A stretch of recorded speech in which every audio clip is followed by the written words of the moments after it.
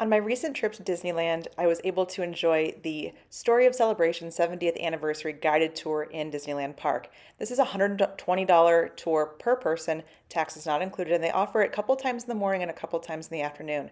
When you get there, you're going to be able to check in toward the front of Main Street and you'll get your own name tag, a lanyard, and a microphone headset that you'll be able to use so you can hear your tour guide throughout your entire tour. This was our tour guide, Katie, and she was absolutely fantastic. These tour guides are going to walk you through the history of the last 7 decades at Disneyland Park. You're going to visit a couple different locations throughout the park that have been there since opening day, and you're going to hear fun stories and fun facts that not everyone may know about Walt, about the park, and about just the beginnings of this very first theme park that he was building.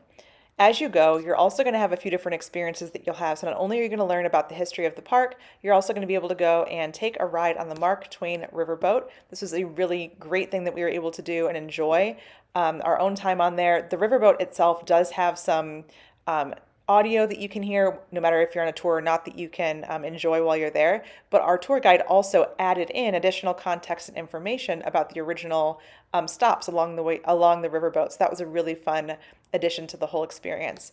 We also took a tour on the railroad. Of course, we had to go on the Disneyland Railroad, and we started over in Tomorrowland where we were able to get on and start to explore some of the fun that is had going and seeing some of the old dinosaur sections of that ride as you head back toward Main Street. Now, as you get back to the main front entrance of Disneyland Park, we were able to get off here and enjoy some of the characters that were meeting over on Main Street on the other side of the train station and set up kind of what was happening for the rest of the day. They did give us a multi-pass, basically a lightning lane pass for Mickey Minnie's Runaway Railway.